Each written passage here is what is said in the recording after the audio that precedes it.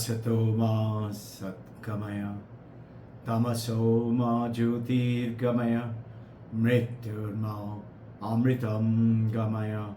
Om Shanti, Shanti, Shanti. Mother, hold our hand and take us across in this beautiful world where you have brought us in, from unreal to real, from darkness of ignorance to the light of the wisdom. Take us from death to immortality. O Mother, grant us peace, peace, peace. Jai Guru. Welcome everyone. Today is Independence Day. What is independence? I'm going to touch upon the independence. I got this message in my meditative state I must share with you. And then we will deal at length on Sunday on meditation. Though meditation can never be dealt at length ever, it will never finish, because thousands of years and thousands of years of the great sages and saints, and you and I are puny little pawns in that world, but we could deal as best as we can with all the literature that we can lay our hand and understand them, make it our own, and share it to make our life beautiful and easy. To start with independence. What exactly is independence? If you ask anybody, independence is independence from the foreign invasion, when the foreign powers like the Britishers, the French and the Portuguese and Zoroastrian and Temurlong, Genghis Khan, the Muslim Brigade, the Muslim Brigade, and before that Alexander the Great, all came to India. Did you ever wonder why did they all come to India? Because we were the richest in the world. And they progressively, especially the British, over 240 plus years, they continued to systematically freeze out the wealth. When I was growing up, I used to keep hearing, we are poor because. I used to think, all right, but that is gone. How long are we going to hide behind that? We must start working to bring about this country. After all, India cannot be kept down. And you and I, whether you're Indian or foreigners, we are in India right now. We are listening to the philosophy and the spirituality of India. Just like in Harvard Divinity School, David Clooney is teaching Vedanta. Just like David Chalmers is teaching in NYU, New York University, as the head of the Mind-Brain Consciousness Unit, and Australian teaching Reality Plus. He calls it Hard Facts of Consciousness. That Hard Facts of Consciousness is very punchline. They say that the Western scientists cannot understand that consciousness is another identity, another existence. It is only, they think, the Western world think, it is only a phenomena of a brain. It is not. And we shall talk about it some more time on consciousness. Right now we are on the independent, but it is linked up. So what is independent? Independence is not just the independence from the freedom from the oppression of the British and from the corruption and slavery and poverty, and create our own world. We are free. We were not free then externally, but that is called transactional independence, Vabhuharika in the Vedantic term, in the outside world. But there is independence, it's called empirical. Empirical is within, inside. So the true independence is the true independence of us getting out of what the Western world has taught us, that we are only body and the mind and senses and bodily pleasures and name and form and function and appointment and role and the money in the bank. And what are we doing? We're spending it and using it for pleasure, pleasure, pleasure. And this happens when we are not connected to that which is with which you are living. You cannot live. If my that item is missing from my life, I'm dead. And that's called consciousness. If it is little bit, I'm in coma. Little better, I'm unconscious.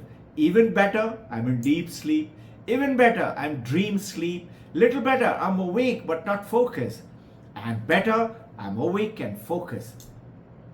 And that brings us to the meditation. I'll touch upon it in a few short minutes. But, so what is education then? Education is to get out of that being half alive. And being educated is to get connected to that wealth which is within us. And meditation is to help us to do that. I will touch upon that. And independence is when you are not half alive. You are empirically connected with the world outside, that is the external world, and the internal world. And the internal world is true who we are.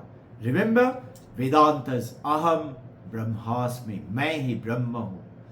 And India's independence has brought to the rest of the world the fantastic message of the spirituality. India has spread it to the whole world. And that consciousness, as per Vedanta, is in everyone. One consciousness, everyone. Call it water, call it tanni, call it jal, call it you in French, washer in German, up in Sanskrit, or in Persian also up. It's all water. This is the spirituality of oneness. India, Sanatan Dharma has spread it to the world. It's a very exciting time. We are that independent. And that independence is empirical independence in which we become fully alive. Otherwise, we are only conscious about the body and food and money and bodily pleasures. And you know what happens when we are half alive? We become compulsive nature. What is the compulsive nature? If I start talking on the mobile, I don't know when to stop. If I start going into the shopping mall and start shopping, we don't know when to stop. If I start smoking, we don't know when to stop. When I start eating, I don't know when to stop. If I start drinking, I don't know when to stop. This is compulsive nature. And another effect of compulsive nature is you and I are seeking pleasure. Bodily pleasure, sensual pleasure, mind pleasure, pleasure, pleasure, pleasure. And we become slaves to the pleasure. And this is called being compulsive, being half alive. You remember the frogs we used to cut open in the laboratory long time back. These days it is not allowed. Good for the animals and it is the correct practice. We were not told. We were told, put the frog into the chloroform bottle, put the chloroform, close the lid. After 5 minutes, open it. Frog is unconscious. Take it out and we used to cut it open to see. I still remember the heart was pumping, liver, the kidney. Study of the anatomy of the frog or the earthworm or the cockroaches. Yeah, cockroaches too. I have done myself the study. But imagine the pain of this half-alive frog and the earthworm and the cockroaches. Terrible. We are half-alive, most of us, and suffering, suffering, suffering. Now, when you become independent like we are, true independence will give us awakening. And empirical is connected to within and we deal with the world. It doesn't mean run up to the mountain Himalaya and sit in meditation and live your life and thinking about God and die there. Vivekananda is saying, if you do that, run onto the mountain, you're half alive and you have missed the boat. And he says, if you plunge in headlong into the samsaras, you too have missed the boat. So what should we do? Vivekananda says, divinize your life. Bring divinity. So how do we manifest this divinity into our life? Simple, two things. Very simple. Number one, even in a joke, don't tell a lie. Establish ethical manifestation. Kindness, care, live for other people, sacrifice your own comfort and tell the truth. Hold on to truth. Satyameva jayate. And then, now do you what? Create your future of dream, of vision. Visualize with your that power of the consciousness. Just plant the seed of visualization. Just like Isaac Newton saw the apple fall. And he kept visualizing and thinking he's finding out the solution. And he did. So did Archimedes. Became greatest of the scientists. Isaac Newton till today is considered the greatest fellow physicist in the world. All Wright brothers flew. Henry Ford took a car. How? They visualized it, they dreamt about it, they thought about it. Can you and I and the children and our partners dream, visualize, and live that dream? This is true independence and this is true freedom. With that, I want you to touch upon it. That independence, 78th independence, just watch what's going to happen to India. India shooting ahead, and the younger generation are going to create a brand new, different world. Just imagine 100 years. It's just, today is 24, that is 47, 2047. No? Just about 22 odd years to go. Now, getting on to the meditation. The meditation is one, what we are talking about, is help us to get empirically connected to within ourselves. So what exactly is meditation? Generally understood meditation to be a concentration on a fixed object. And we think that is meditation.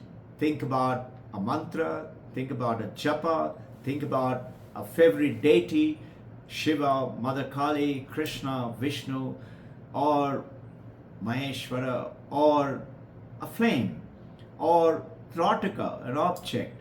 Various types of meditation on a fixed object.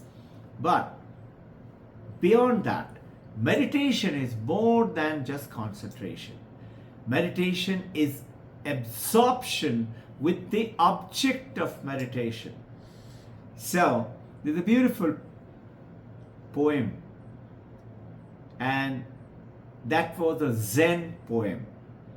And that poem goes on to say, storm clouds have all gone.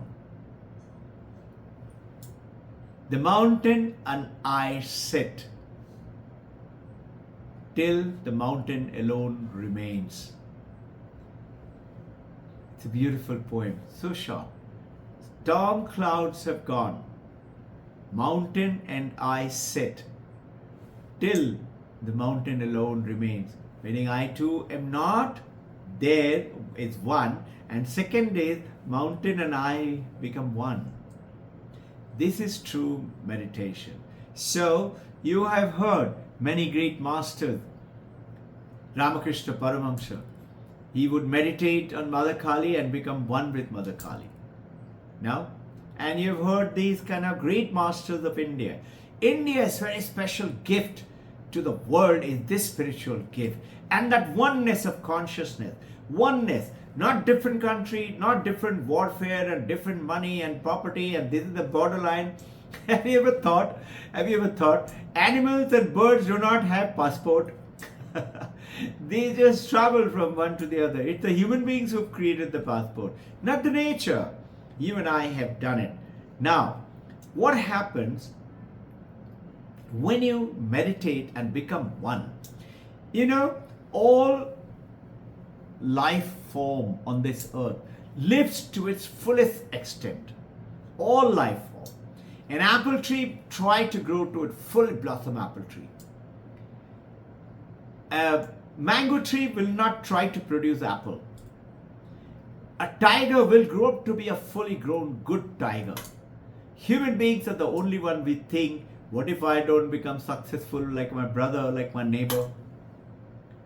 Now, as a human being, unlike the animals and the plants, we have gone away from an established state which is fixed for a tiger or an elephant or a deer or an animal or a plant or an apple. Only established state. Apple tree cannot become a mango tree, or elephant cannot become a tiger. A tiger will not become a deer.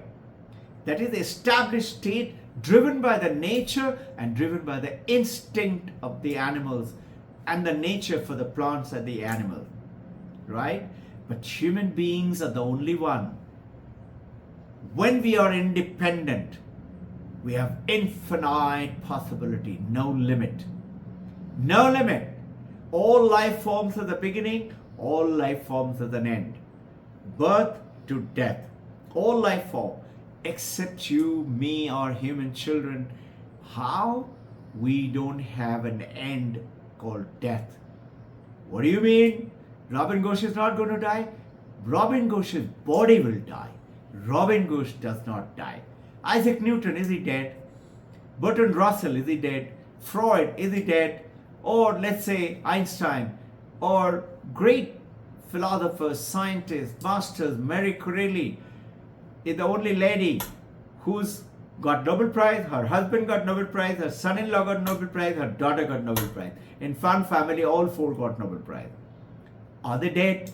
No. Nor is Vivekananda, Ramana Maharshi, Paramahansa Yogananda, Ramana, or Paramahansa Ramakrishna, or Babaji. They're not dead. Jesus Christ is not dead.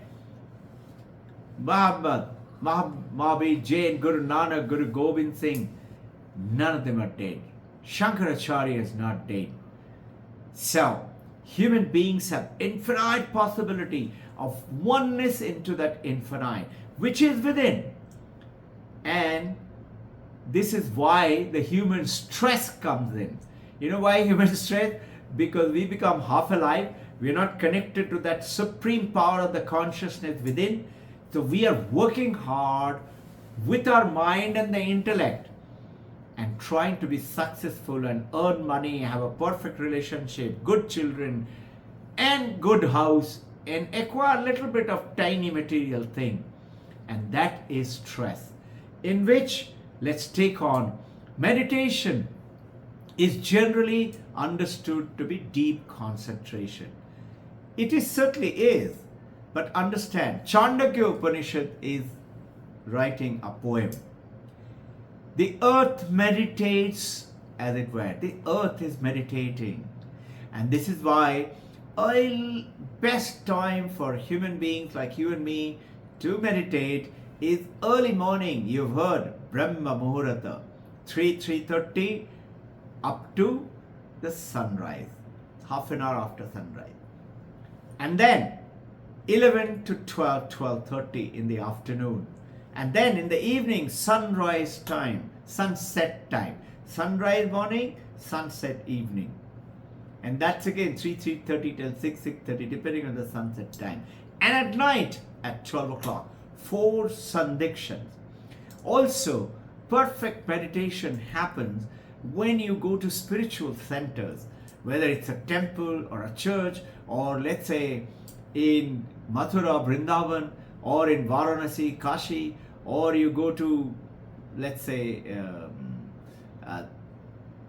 to Tirupati, to South India, to the temples, or to Kailash Manasarovar, or to the Shiva temple like Kedarnath, Badrinath, Vishnu temple. They are powerful times. And each, you'll be amazed to hear, each one of these places have a specific time.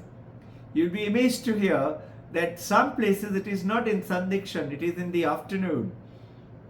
I think it is there in Vrindavan, which is at the middle of the night, and it is there in Puri Jagannath, which is in the midday, in the afternoon time. So, earth meditates as it were. This is Chandogya Upanishad. Heaven meditates as it were. As it were, meaning as it stays as it is. Still, just be at it. Infinite possibility, it is in its own state. The water meditate as it were.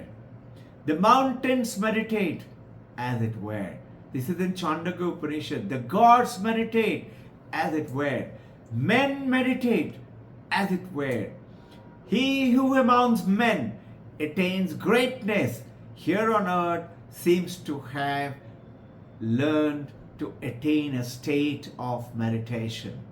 He who amongst men and women attain greatness here on earth seems to have a share of meditation. Powerful words from Chandogya Upanishad. Small people are quarrelsome, they're abusive, they're slandering. Great people appear to have obtained a share of meditation and go beyond those, just the upper surface. And when you are in a state of all possibilities, infinite possibility, you go beyond that established state like an low down slandering man.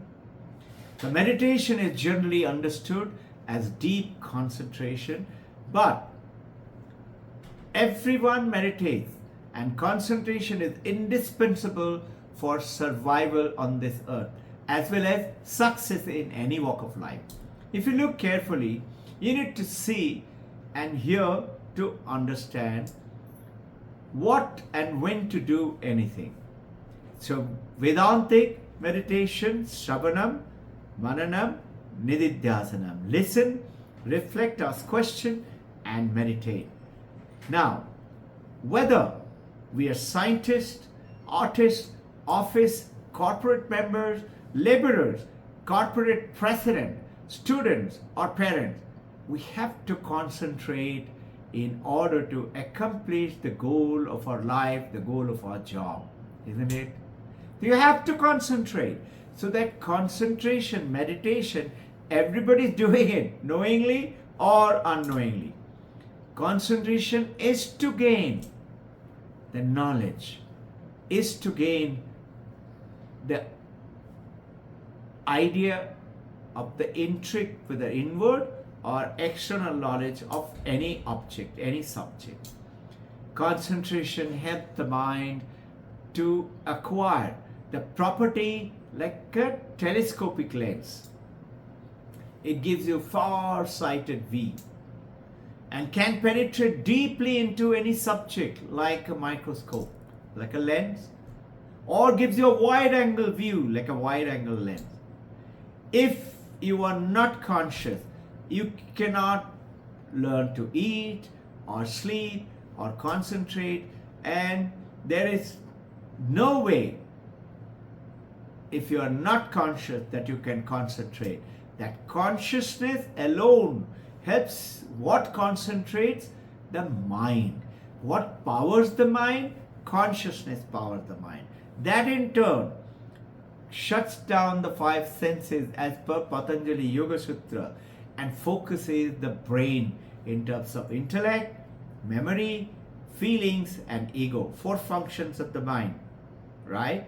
Intellect, memory, ego and feeling. Now, falling of an apple, how did Isaac Newton discover it? He looked at the apple fall. It gave a suggestion to his brain. And he kept concentrating, focusing, and kept on thinking. And came from his own mind the knowledge. And Vedanta says, Vivekananda reiterates, all knowledge is within. No knowledge comes from outside. Then why do we go to schools and college? School and college is supposed to help you, and which is essence of the meditation, is to discover the power from within. So, meditation, this is as per the monks of Ramakrishna Mission. And meditation and its practices, we are going to discover them in great length. Please spread the word. Come over on Sunday. We look forward to seeing you.